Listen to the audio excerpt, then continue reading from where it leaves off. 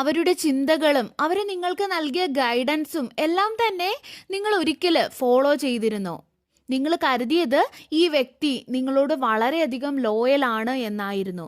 പക്ഷേ ഇത്രത്തോളം പ്യൂരിറ്റിയോടുകൂടി അല്ലെങ്കിൽ സത്യസന്ധതയോടുകൂടി നിങ്ങൾ ഈ ഒരു ബന്ധം കൊണ്ടുപോകാൻ ശ്രമിച്ചപ്പോൾ യൂണിവേഴ്സ് നിങ്ങളുടെ മുൻപിൽ അവർ മറച്ചു വെക്കാൻ ശ്രമിച്ച എല്ലാ കാര്യങ്ങളും പുറത്തു കൊണ്ടുവന്നു.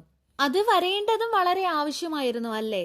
ഇവിടെ ഡിവൈൻ പറയുന്നത് നിങ്ങളെ സ്പിരിച്വൽ ജേർണിയിലേക്ക് കൊണ്ടുവരേണ്ടതായിട്ട് ഉണ്ടായിരുന്നു എന്നാണ്. ചിലപ്പോൾ ഈ ഒരു വ്യക്തി നിങ്ങളുടെ ജീവിതത്തിൽ വന്നതിന് ശേഷം ഒരുപക്ഷെ നിങ്ങൾ ഇവരോട് ഇത്രയധികം ഒബ്സഷൻ അല്ലെങ്കിൽ ഇത്രയധികം നിങ്ങൾ അഡിക്ഷൻ ആയതുകൊണ്ട് തന്നെ നിങ്ങൾ ഡിവൈനെ മറന്നു പോയിട്ടുണ്ടാകാം. അല്ലെങ്കിൽ മറന്നുപോയി എന്ന് പറയുമ്പോൾ നിങ്ങൾ അടുപ്പം കുറഞ്ഞു പോയിട്ടുണ്ടാകാം, പ്രാർത്ഥനയൊക്കെ കുറഞ്ഞു പോയിട്ടുണ്ടാകാം. പക്ഷേ ഇവിടെ ഡിവൈൻ പറയുന്നത് നിങ്ങൾ സ്പിരിച്വൽ ജേർണിയിലേക്ക് നിങ്ങളെ കൊണ്ടുവരേണ്ടതായിട്ടുണ്ടായിരുന്നു എന്നാണ്. നിങ്ങളിൽ പലരും ഇന്ന് സ്പിരിച്വൽ ജേർണിയിലേക്കായിരിക്കാം ഉള്ളത്. ഈ ഒരു വ്യക്തി കാരണം ഈ ഒരു വ്യക്തി ഒരു നിയോഗ